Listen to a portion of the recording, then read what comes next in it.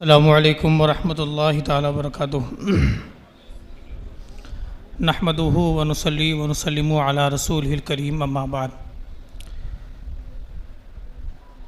حضرات گرامی، میرے مقالے کا عنوان ہے حضرت بحر العرفان بحیثیت مناظر اہل سنت عالم ربانی حضرت مفتی آفاق احمد مجددی نقشبندی علیہ الرحمہ بحیثیت مناظر۔ ازل سے اس خاکدان گیتی پر گوناگون صفات کے حامل بندے تشریف لاتے رہے ہیں، جنہوں نے خدا داد صلاحیت اور قوت یزدانی کے ذریعے اپنی حیات مستعار میں وہ کارہائے نمایاں انجام دیے جو زمانے بھر کے لیے مشعل راہ ثابت ہوئے ہیں۔ انہی شہرائے آفاق ہستیوں میں حضرت بحر العرفان مفتی آفاق احمد مجددی نقشبندی علیہ الرحمۃ و رضوان کی ہستی ہے، جنہوں نے دین و سنیت اور مسلک اہل سنت و جماعت یعنی مسلک اعلیٰ حضرت کی وہ عظیم و مقبول خدمات انجام دی ہیں جو آب زر سے لکھے جانے کے قابل ہیں۔ اور اس دور انحطاط میں آپ نے فروغ تصوف مریدوں کی تربیت میں جو اہم کردار عطا کیا ہے وہ عدیم المثال ہے۔ تاریخی شہر قنوج کے قلب میں الجامعۃ الاحمدیہ سنیہ، جامعہ محسنات، وارث inter college, Sirhind public school جیسی عظیم دانشگاہیں آپ کی خدمات کا ثمرہ ہیں۔ بحر العرفان وہ عالم ربانی تھے جو عالم اسلام میں اٹھنے والے فتنوں کا سر کچلنے کے لیے ہمہ وقت تیار رہتے تھے، اور رب تعالیٰ نے ان کی ذات میں درس و تدریس، تصنیف و تالیف، رشد و ہدایت، سلوک منزل، تبلیغی اسفار، ادارے کی تعمیر و ترقی، دعا و تعویذ جیسے مختلف اوصاف کے ساتھ ساتھ ایک خاص یہ رکھا کہ آپ بد مذہبوں کی سرزنش اور سرکوبی کے لیے ہمیشہ سینہ سپر ہو کر کے تیار رہتے اور میدان مناظرہ میں ہمیشہ ان کو ذلیل و رسوا فرماتے، جس کے سبب علاقے میں کوئی فتنہ پنپ نہیں سکتا تھا۔ آپ کو معلوم ہونا چاہیے مناظر کے اندر علمی استعداد کے ساتھ مختلف علوم و فنون میں کامل دسترس ہونی چاہیے، بغیر اس کے مناظرہ تقریباً ناممکن ہے۔ اگر ایک فریق غایت علو و کمال پر ہو اور دوسرا غبی و جاہل یا ذلیل و خسیس تو ان میں مناظرہ نہیں ہو سکتا۔ نیز یہ اصول مناظرہ کے خلاف ہے۔ اس خصوص میں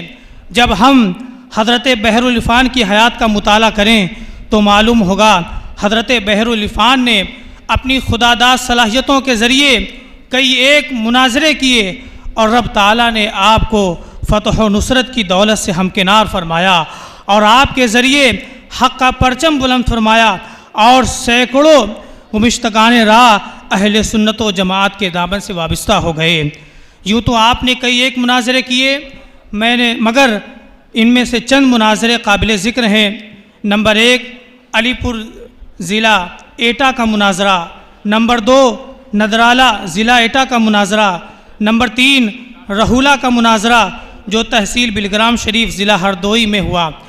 نمبر 4 یاقوت گنج کا مناظرہ جو کمال گنج ضلع فرخ آباد میں ہوا۔ اول الذکر مناظرہ علی پور ضلع ایٹا میں ہونے والا تھا، جس میں فریق مخالف مناظرہ گاہ سے فرار ہو گیا۔ یہ مناظرہ 1985 میں سرزمین علی پور ضلع ایٹا میں علماء دیوبند اور علماء اہل سنت کے بیچ ہونا تھا، جس میں بحیثیت متکلم مولانا متین الحق اسامہ فاضل دیوبند کانپور تھے، اور علماء اہل سنت کی طرف سے حضرت مفتی آفاق احمد مجددی نقشبندی منتخب ہوئے، مگر سوء اتفاق کہ فریق مخالف کی راہ فرار اختیار کرنے کے سبب یہ مناظرہ منعقد نہ ہو سکا، اور اس کا موضوع تھا اقامت میں حی علی الصلاۃ پر قیام۔ دوسرا مناظرہ ندرالہ ضلع ایٹا کا ہے۔ یہ بھی 1985 میں علی پور کے مناظرے کے بعد چند ماہ بعد ندرالہ ضلع ایٹا میں ہوا، جن میں علماء اہل سنت کی طرف سے بحر العرفان حضرت مفتی آفاق احمد مجددی نقشبندی اور مفتی مشتاق احمد تھے، اور فریق مخالف کی طرف سے مولانا عبدالغنی بلگرام ضلع ہردوئی اور مولانا اسحاق بھوگاؤ تھے۔ موضوع مناظرہ حسب سابق اقامت میں حج الفلاح پر قیام تھا، اور یہ حضرت بحرالعرفان کی زندگی کا سب سے پہلا کامیاب مناظرہ تھا جس میں باطل کو زبردست شکست ہوئی اور بحمدہ تعالی پورے علاقے میں سنیت کا غلبہ ہو گیا۔ تیسرا مناظرہ رہولہ کا، اس کی تفصیل کچھ یوں ہے۔ 16 اکتوبر 1993 کو موضع رہولہ تحصیل بلگرام شریف ضلع ہردوئی میں مناظرہ ہوا، جس کا عنوان حسب سابق اقامت کے وقت امام و مقتدی کب کھڑے ہوں۔ یہ مناظرہ اہل سنت و جماعت اور دیوبندی مکتبہ فکر کے مابین تھا، جو بہت اعلیٰ پیمانے پر منعقد ہوا، اور جس میں دیوبندی مکتبہ فکر کے 6 عالم اور اہل سنت کے 8 علماء کرام تشریف لائے۔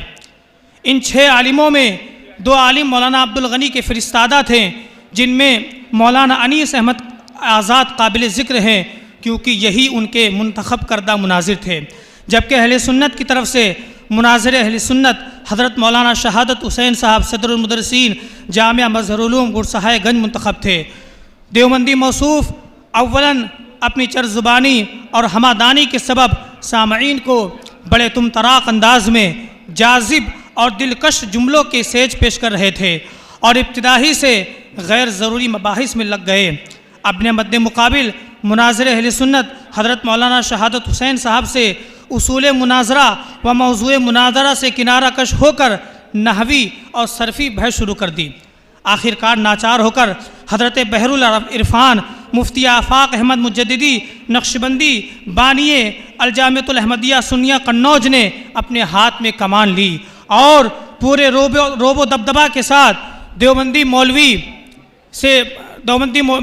پر تنبیہ شدید فرمائی اور اسے اصل موضوع کی طرف کھینچ کر لائے۔ اور پھر آپ نے کتب فقہ کی ایک مشہور و متداول کتاب شرح وقایہ کے کتاب الصلاۃ کی درج ذیل عبارت پڑھوا کر موصوف سے ترجمہ طلب فرمایا۔ عبارت یہ تھی وَيَقُومُ الْإِمَامُ وَالْقَوْمُ عِنْدَ حَيَّ عَلَى الصَّلَاةِ، جس کا صاف اور صریح مطلب یہ تھا کہ امام و مقتدی حی علی الصلاۃ کے وقت کھڑے ہوں۔ دیوبندی فاضل کی زبان سے جب مذکورہ عبارت و ترجمہ کو سامعین نے سنا تو فضا میں نعرہ تکبیر و رسالت کی صدائیں گونج اٹھیں، اور اس صدائے باز گشت سے تمام دیابنا پر بوکھلاہٹ طاری ہو گئی، اور اپنی شکست فاز کا وہ نظارہ دیکھنے لگے۔ حواس باختہ ہو کر ان شرینوں نے یہ شرارت کی کہ عین اسی وقت شرح وقایہ کے مذکورہ عبارت والے صفحے کو کتاب سے چاک کر دیا، اور یوں دین دوپہری آنکھوں میں دھول جھونکنے کی ناپاک کوشش کی۔ بس پھر کیا تھا، پکڑا ہمارے علماء نے، اور دیوبندی مکتبہ فکر کی طرف سے کی جانے والی کتاب کی بے حرمتی اور ناقدری کو لوگوں پر ظاہر کر دیا۔ رب کا بے پایا احسان ہے کہ اس نے مذہب حق اہل سنت و جماعت کو فتح و نصرت عنایت فرمائی، اور اس کامیابی کے سبب اکثر سادہ لوگ مسلمان جو شکوک و شبہات میں مبتلا تھے، انہوں نے مذہب اہل سنت کو بصر و چشم قبول فرمایا، اور اس مناظرے میں اہل سنت کی کامیابی ہوئی۔ اور کامیابی کی دلیل یہ ہے کہ فریقین میں یہ معاہدہ ہوا تھا کہ جو فریق کامیاب ہوگا اسے رہولہ کی جامع مسجد میں امام منتخب کیا جائے گا۔ الحمدللہ اہل سنت و جماعت کی جو ہے کامیابی ہوئی، اور اسی ادارے الجامعۃ الاحمدیہ سنیہ قنوج کے ایک فارغ التحصیل مولانا محمد آصف کو وہاں کی جامع مسجد میں منصب امامت و خطاب پر مقرر فرما دیا گیا۔ چوتھا مناظرہ یاقوت گنج ضلع فرخ آباد، جو دیوبندی جماعت کی بڑی ہزیمت کے بعد چند ایام، جو رہولہ کا مناظرہ ہوا تھا اس کے چند ایام کے بعد یہ مناظرہ منعقد ہوا۔ اس کا عنوان بھی یہی تھا، حج الفلاح پر قیام، جس کے عینی شاہد حضرت مولانا اخلاق احمد مجددی برادر اصغر بحرالعرفان اور مولانا دلشاد احمد وغیرہ ہیں۔ اس مرتبہ بھی مناظرے میں دیوبندی مکتبہ فکر کی طرف سے وہی مولانا انیس احمد آزاد تھے، اور اہل سنت کی طرف سے حضرت مولانا صغیر احمد جوکھن پوری منتخب تھے۔ کافی دیر تک فریقین کے مابین غیر سنجیدہ اور موضوع سے ہٹ کر گفتگو چل رہی تھی، جو نتیجہ خیز نہ تھی۔ عین اسی وقت بحرالعرفان حضرت مفتی آفاق احمد مجددی نقشبندی نے مورچہ سنبھالا اور متکلم موصوف مولانا انیس آزاد سے فتاوی دارالعلوم دیوبند کی عبارت کا جواب طلب فرمایا، جس میں اقامت میں حج الفلاح پر کھڑے ہونے کی صراحت تھی، مگر موصوف نے ای و آ کر کے وضاحت نہ کی بلکہ خلط مبحث کیا اور کوئی جواب نہ بن سکا۔ آخر کار رب قدیر نے دیوبندی جماعت کو ذلیل و رسوا فرمایا اور اہل عقل و فہم کو حق کی جھلکیاں عطا فرمائی اور انہوں نے حق کو پہچان کر مطیب خاطر حق کو قبول کیا۔ اس کے بعد اس شیر نیر کی ایسی دھاک بیٹھی کہ نہ صرف قنوج بلکہ نوحیہ اضلاع مثلا ہردوئی، فرخ آباد، مین پوری، ایٹا، اوریا، اٹاوا، جالون، کانپور دیہات وغیرہ میں کوئی دیوبندی وہابی اگر اپنے اجتماعات وغیرہ میں اس اسلاف کے خلاف گستاخی کرتا، دریدہ دہنی کرتا، حضرت بحر العرفان کو معلوم ہو جاتا تو یہ شین نر بذات خود وہاں پر تشریف لے جاتا اور دہاڑ کر وہاں پر مناظرے کا چیلنج کرتا، حق کا اعلان فرما کر اسے ہر طرح سے مقابلے کی دعوت دیتا، مگر ان میں سے کسی کی سامنے آنے کی ہمت نہیں ہوتی تھی، جبکہ اس کے خلاف کئی واقعے رونما ہوئے۔ مثلا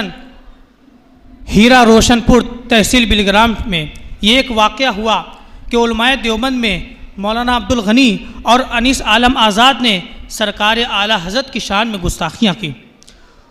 حضور بحر العرفان کو معلوم ہوا، آپ وہاں پر تشریف لے گئے اور ان کو للکارا اور مناظرے کا کھلا چیلنج کیا۔ اسی طریقے سے ضلع فرخ آباد کے ایک گاؤں عیسیٰ پور کے دیوبندیوں نے اپنے اجتماع میں بزرگوں کی شان میں گستاخی کی۔ حضرت بحر العرفان وہاں تشریف لے گئے اور انہیں بڑی بہادری کے ساتھ چیلنج کیا اور سخت تنبیہ فرمائی کہ اگر آئندہ اس طرح کی کوئی گستاخی اور دریدہ دہنی ہمارے سننے میں آئی تو سن لو، یہاں کے جو سیٹ ہیں، کولڈ اسٹوریج کے جو مالکان ہیں، جو سنیوں کے بلبوتے اپنی دکان چلا رہے ہیں، اپنے ڈبیاں چلا رہے ہیں، سن لو اگر آئندہ کوئی گستاخی سننے میں آئی تو آفاق احمد مجددی ان کی دکانیں بند کر دے گا، ان کے ڈبیاں بند کر دے گا۔ اور سنو، الحمدللہ ہمارے سنی بزرگوں کی گستاخی سن کر کسی بھی دیوبندی وہابی سے کسی طرح کا تعلق رکھنے کے روادار نہیں ہو سکتے۔ وہاں کے وہابیوں کو للکارا مگر ان میں سے کسی کی بھی سامنے آنے کی ہمت نہ ہو سکی۔ یہی وجہ تھی کہ حضرت سیدی سرکار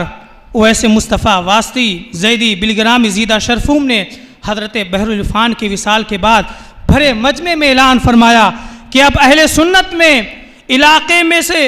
میں ایسا کوئی عالم نہیں ہے کہ اگر کوئی دیوبندی وہابی کھڑا ہو جائے تو اس کا دندان شکن جواب دے سکے۔ حضرت بحر العرفان گویا کہ ہم سے یہ کہتے ہوئے دنیا سے رخصت ہو گئے، رکھتے نہیں غرض ہم دنیا کے این و آ سے، ہم رند مصطفیٰ ہیں مطلب نہیں جہاں سے، چھیڑے نہ ہم کو کوئی کہہ دو یہ انس و جہاں سے، ظلمت کو چھاٹ دیں گے آفاق ہم جہاں سے، پایا ہے مصطفیٰ سے فیضان کا وہ دھارا۔ خلاصہ یہ ہے کہ رب تعالیٰ نے بحر العرفان کی ذات میں وہ خوبیاں ودیعت فرمائی جو بہت کم لوگوں میں بیک وقت جمع ہوتی ہے۔ ذالک فضل اللہ یؤتیہ من یشاء۔ ہمیں اور آپ کو ان کے طریقہ کار اور اصول دعوت کو اپنانے کی ضرورت ہے۔ رب قدیر اس عالم ربانی کی تربت اطہر پر رحمت و غفران کی بارش فرمائے اور ان کی مساعی جمیلہ کو بلندی درجات کا ذریعہ بنائے اور ہم سب کو ان کے نقوش قدم پر چلنے کی توفیق بخشے۔ ابر رحمت تیری مرقد پر گہرباری کرے، حشر تک شان کریمی ناز برداری کرے، آمین بجاہ سید المرسلین صلوات اللہ علیہ وآلہ واصحابہ اجمعین۔ السلام علیکم ورحمۃ اللہ وبرکاتہ۔